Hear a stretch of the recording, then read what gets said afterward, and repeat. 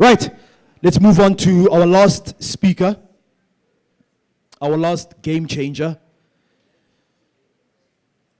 He's a friend. His name is Witness. Witness here. Witness is here. So for those of you who don't know Witness, who is Witness? Witness is the founder and CEO of Quality Growth International, a dynamic property investment, development, and management company. A property investor, visionary leader, writer, and successful businessman. He's got his book outside, It's More Than Just Money. Please get yourself a copy of that book. It's more than just money. I thought I knew about money, and then I got that book. And it just completely changed my mindset around money. So, briefly, built back rooms at their home in Tembisa. Tembisa. He's with us in the building. He holds a Bachelor's of Business Administration degree with a double major in Marketing and Strategic Management from Midrand Graduate Institute. There is more, but we'll leave that up to him. Coming to talk about money, Zaga, building investments. Ladies and gentlemen, let's show some love. The T-way, the T-love. He's in the building. Please put your hands together to the one and only Witness Mdaka.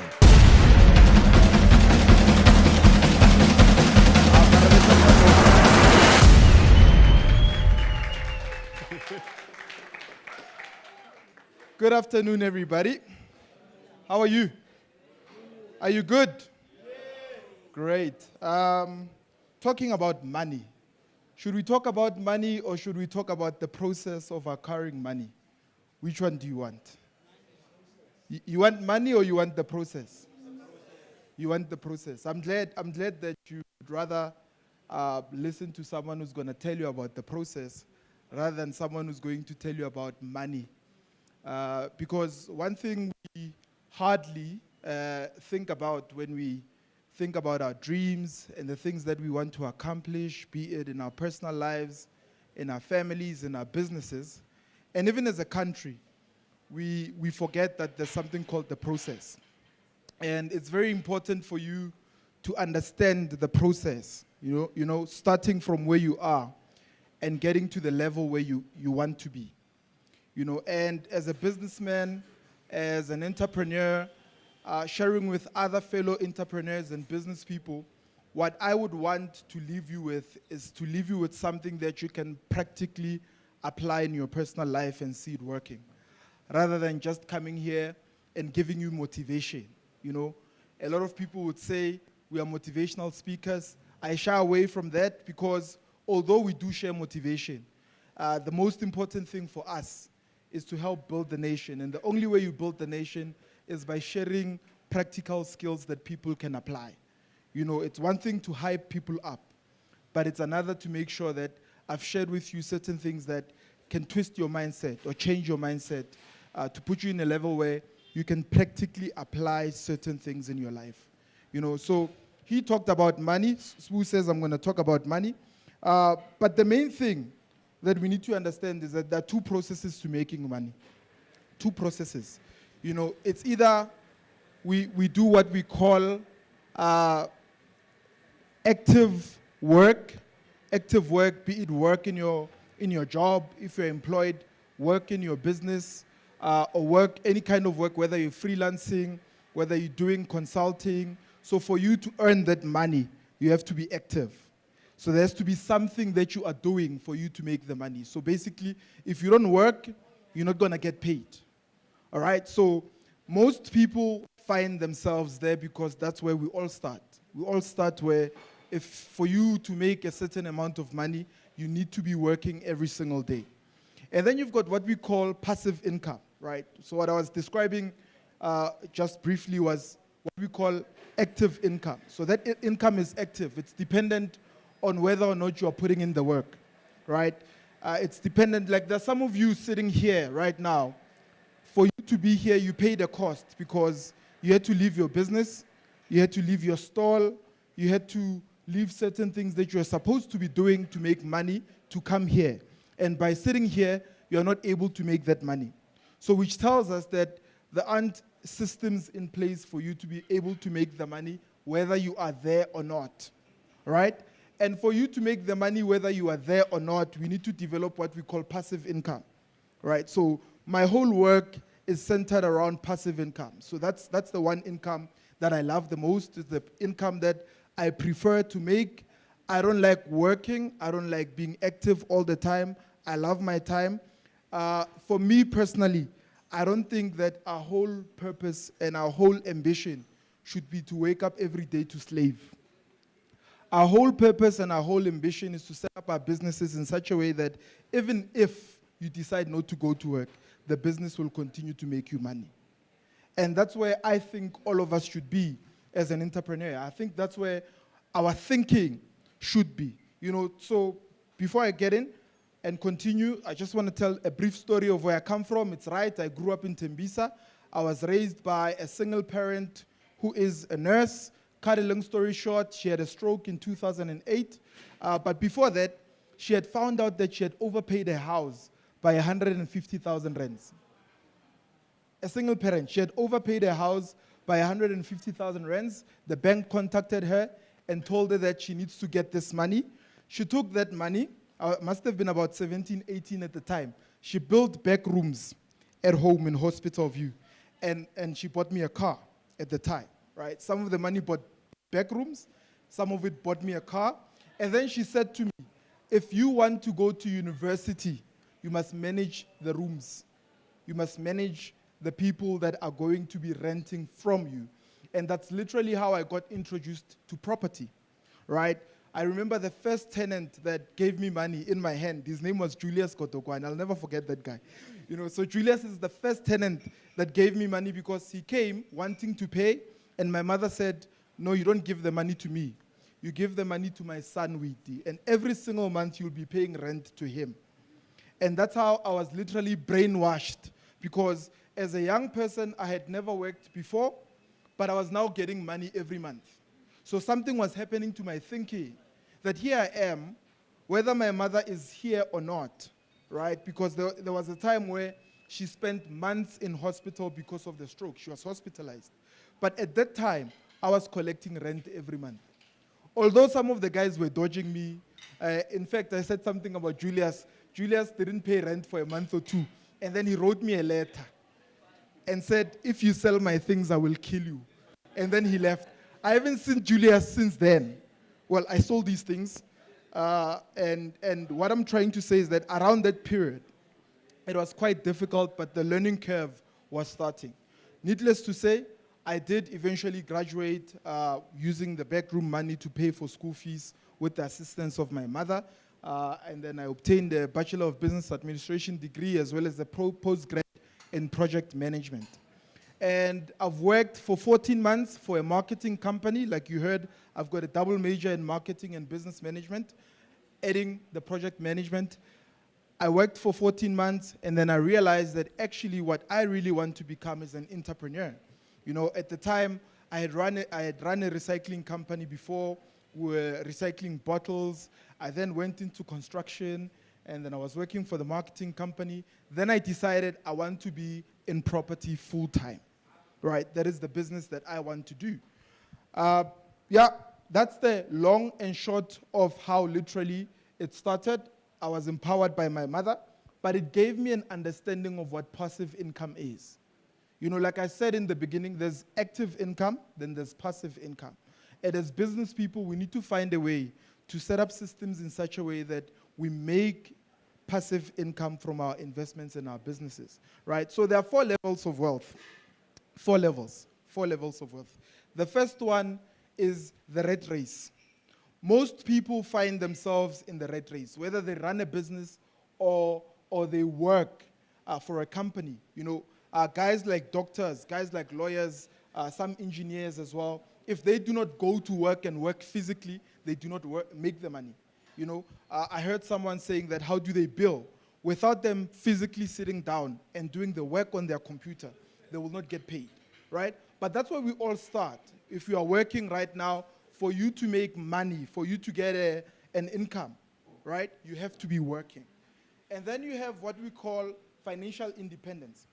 So guys that are in financial independence have passive income streams.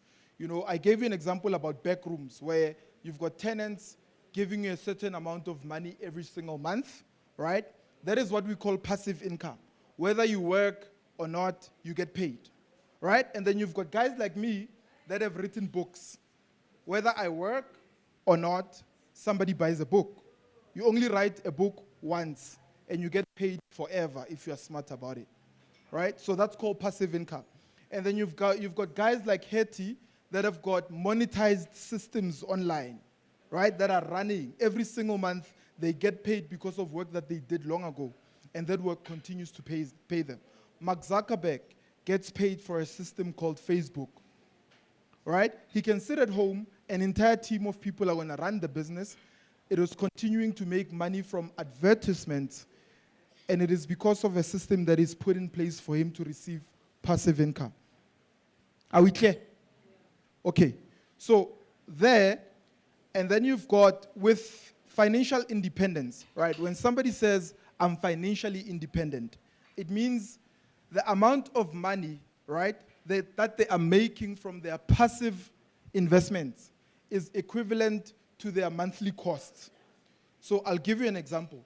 If your monthly cost, the cost of living maybe, or whatever your expenses are, is 2,000 rands, and you make 2,000 rands from your passive income, then you are financially independent.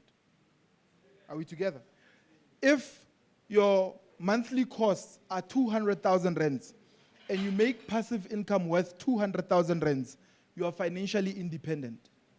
You are not rich, you are not wealthy, you're just financially independent.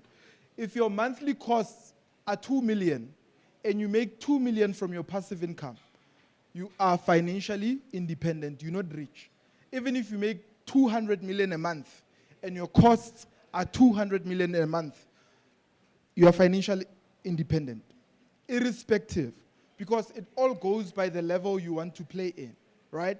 But the fact of the matter is, if your cost of living is X amount and the money that you make from your passive investment products is that exact amount, then you are financially independent.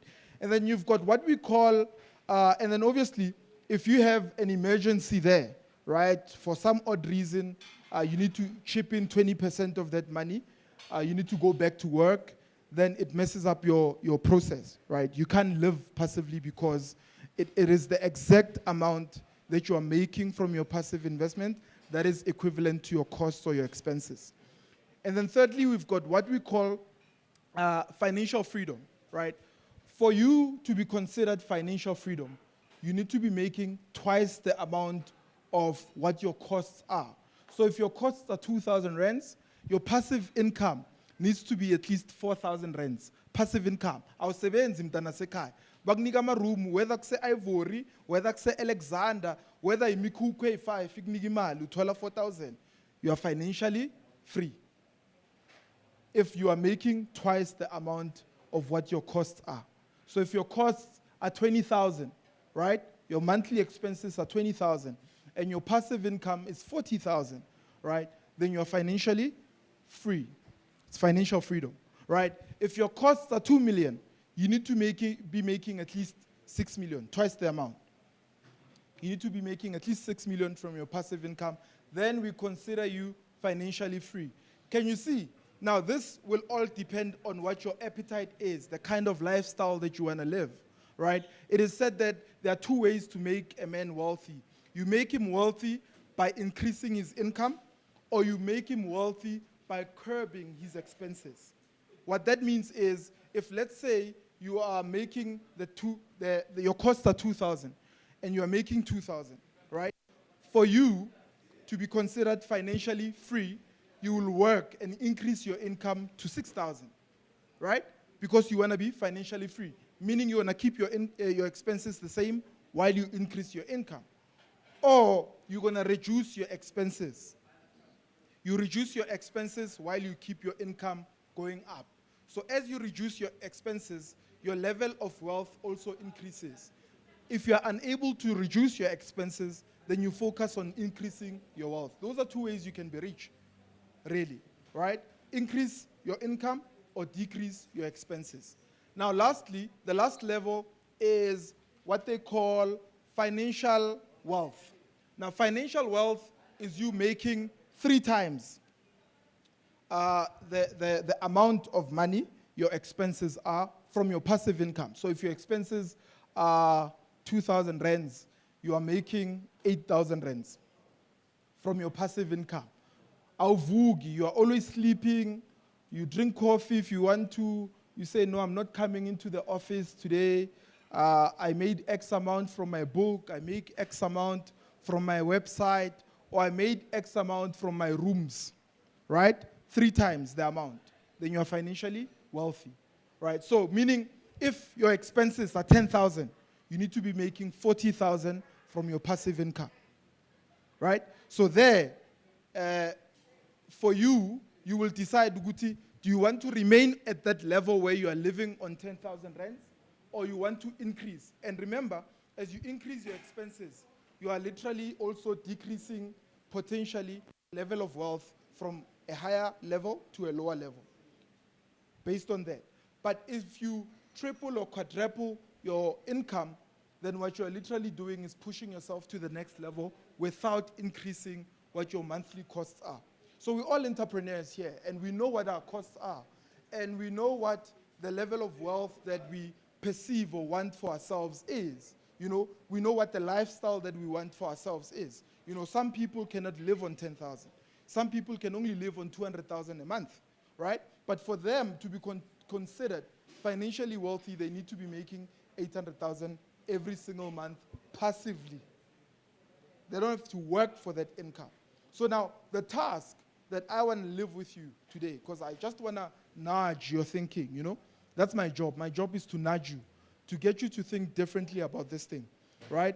Then the task is, whatever your costs are every single month, are you able to double that income without actually working, right? So maybe you could start and say, from money that I'm making from my business, how can I channel my business in such a way that I can buy myself a property, invest in an investment that's going to give me X amount? Or how can I channel my money in such a way that I can put it in Bitcoin and it gives me X amount every single month so that I can live either financially independent, financially free, or financially wealthy? Are we together? And in all of that pursuing of wealth, obviously there are certain things that come into your life and they disturb you as an entrepreneur. I mean, we've got things like the pandemic that happened globally. Whether it's manufactured or it's the real deal, that's another story, but there is a pandemic, right? And it affects businesses. So meaning, if you live a certain lifestyle, and maybe the lifestyle is too high or too low, the pandemic actually affects you if your income goes down, right? So meaning, the channeling of our thinking should be, Noma ungayenza 100 million every month. If you have to work for that 100 million, you are not independent, you are not free, and you are not wealthy because you are forced to work for it. Who wants to work forever here? Is there anyone who wants to work forever? No one. No one wants to work forever. So we all want to be free. So even if someone says, I love my job, they don't want to be forced to go and do it. Right? So, for instance, if you want to maybe go wherever and spend as much time as you want, and you don't want to be bothered, you want to be able to do that. We all desire that. It's a God-given desire. You know, if you believe in God or you believe in the Bible, you know that God gives us desires. And sometimes, and most of the time, our desire is all to be significant and to be free and to enjoy life without any worries and stress. Who wants stress? You can take all my problems if you want stress. Because we all have that. You know, in as much as we come and we share our experiences, there are certain things that happen in our personal lives that hinder, you know, or disturb the process of us achieving the things that we want to achieve. But we go back every single day to the drawing board and say, how do I move on to the next level, irrespective of what has gone wrong? You build a business, you are working at it, your mother dies. I know it has happened to me. You build a business, maybe you are married, you're working with your partner, you are pushing, and it gets to a point where your marriage must end. That has happened to me too. So as an entrepreneur, how do you rise up irrespective of what is going on? And the systems that you build in your business keep you going, even in occasions where you are not able to work, when you are not able to perform because you are going through personal trauma of your own. You're going through personal challenges of your own. Now, if you've built these systems around your business, and you've built your business in such a way that it can exist without you, right? One of the other ways that you build systems within your business is to make sure that you've got competent people that are working for you. You don't become too quick to hire, but you become very fast to fire, right? Take your time to hire people because this is your bread. This is what you are building for your family, for your kids, for your legacy. This is what investors are entrusting to you every single month or year when they take their money and put it in your hands and say, I'm going to believe in you, I'm going to invest in you. So the minute you take that and just hire just anybody, you are literally risking that trust that they've put in you. And the trust that investors or customers or anyone that is a stakeholder in your business put in you is your capital. Being able to be trusted is your capital. Now, I'm not blowing my own horn, but I'm very sure if someone has money in here, they would potentially want to invest with me. You know why? I know my story, and I can back up my story. And I've got the experience to show that I've put in the work and I've delivered before. It's all got to do with what is the value that you are giving into the market. Can we look at you and say, my sister, you know what? I've seen the work you've done elsewhere, or you've worked with so-and-so, and he told me about you. And because of that, I want to work with you. That's the value you bring into the marketplace. So the trust that people give to you becomes the asset and the capital that works in your favor when you do business.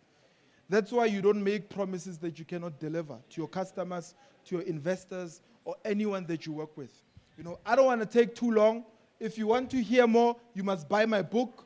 It's more than just money, a guide to escaping the rat race and building generational wealth. We've got to stand outside. Because you are here, you are attending tea, and Bulelani is my friend. The book usually goes for $275. You can get it for $220. But I'm a good salesman. Shame. So as an entrepreneur, you must do sales. You must believe in yourself. You must trust in yourself. When you speak, you must even believe the things you are saying. Even if you're lying, believe it. Because if you don't believe in you, nobody is going to believe in you. Right? My sister, imagine a guy is coming to ask you out. And they say, hello, my sister.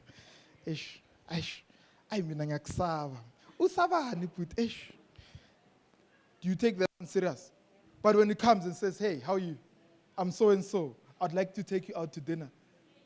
What happens? Something in you moves. So even customers, when we come and demonstrate the ability to deliver, they hear us. But if we are not confident in the things that we are delivering, then they cannot hear us, right? So the book is outside. If you buy a book, let us know. My team is outside. They've got a stand there. And I don't want to take too long. Like I said, I am done. I'm a man of few words, but I hope what I've said has impacted you. Even if it didn't, it changed your mindset one way or another, right? I'll take a few questions, and I'll sit down. Yes, my brother. Can we have a mic? Yeah, the mic's coming. All right. Yeah, but before the questions, we need to clap for Witness. On just questions. All right, questions? Got a question here, another one? 2. All right, let's go. Afternoon, everyone. I'm very inspired by your words and talking about money and the process of money. But my question is, we know that each and every business needs to have a bank account. And the bank account, we do have a statement in order where we're going to track our cash flow, track our incomes and expenses. But however, the bank doesn't draft us the income statement, the cash flow statement, even the balance sheet, whereby you're going to be able to see how many assets you've acquired in a monthly basis or in a yearly basis. So how do we draft those in our businesses? There's a chapter in my book called How to Formalize Your Informal Business. So even someone noting some keep can literally structure their business in such a way that the bank will fund them. It's in my book. I've seen people structure literally their finances in such a way that they go to the bank and the bank gives them the property they're looking for, because I advise people to invest in property. You know, like I always say, if you've heard this before, I'm going to say it again. There are 3 cornerstones to wealth. Number 1 is business, right? Business. Build a business, but build a business that can exist without you. Invest in your systems. Invest in the independence of your business. Number 2 is property. That's the cornerstone of wealth creation, right? If you focus your attention on building cash flowing assets, which is property, you'll always be wealthy, because property gives you monthly cash flow and it grows in value. So that's a double-pronged strategy to creating wealth for yourself. No munga hamba ngeenyawo sukuhleke, as long as ukuthi wena unama property and ayakhula in value, right? No munga drive isikorokoro, bahambe ngama GTI wabo. Let them drive their GTIs. 5-6 years from now, the GTI is old. The property is giving you money every single month, and the property still buys you the GTI. So I can have the GTI and the property while you have the GTI only.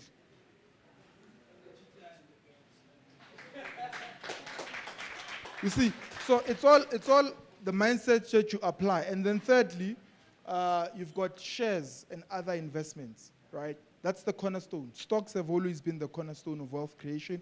You teach yourself how to invest. If you don't know how to, go to Easy Equities. There's an app. Invest 50 Rand a month, 20 Rand a month, what you afford.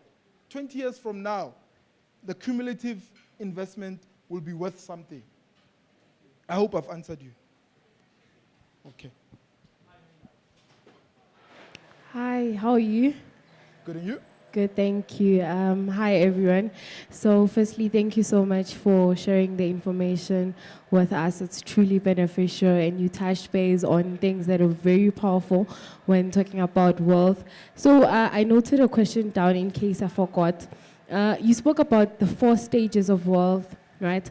And when you broke them down relative to the passive income, and what I want to know from you is, like, the same rankings for the stages of wealth, do they apply on your active income? That's what I want to know.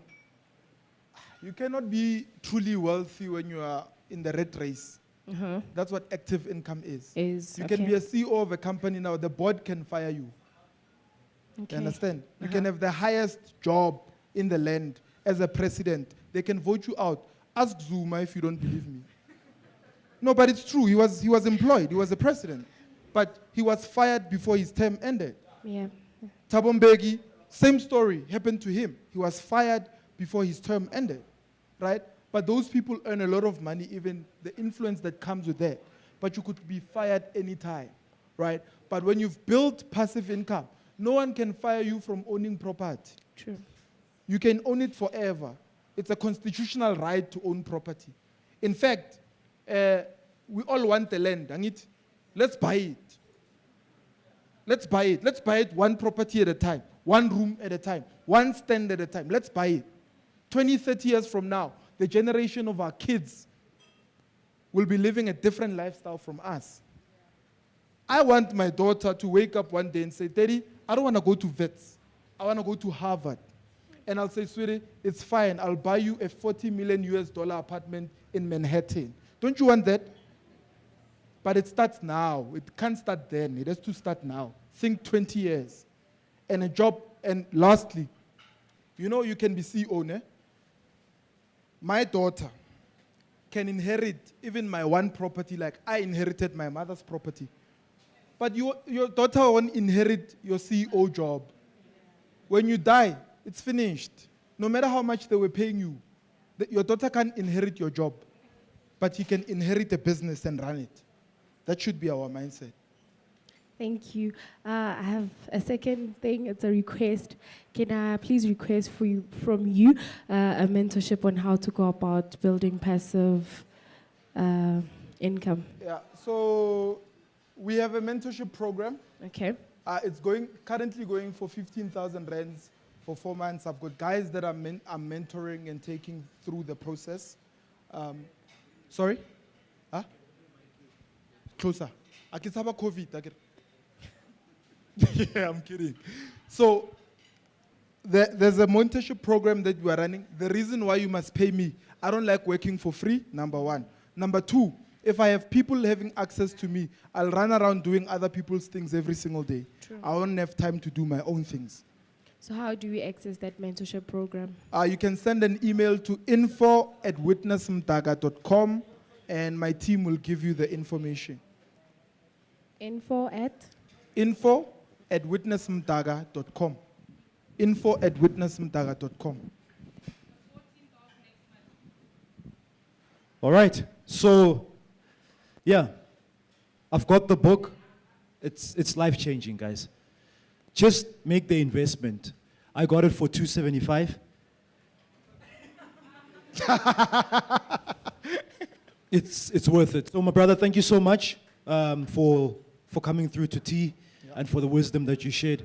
We really appreciate it and hope that it will make a difference in people's lives. Can we please put our hands together one more time for Witness?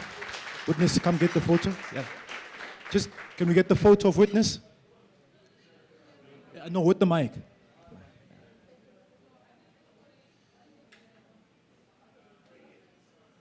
Good. All right, one more time for Witness Mdaka. Thank you so much.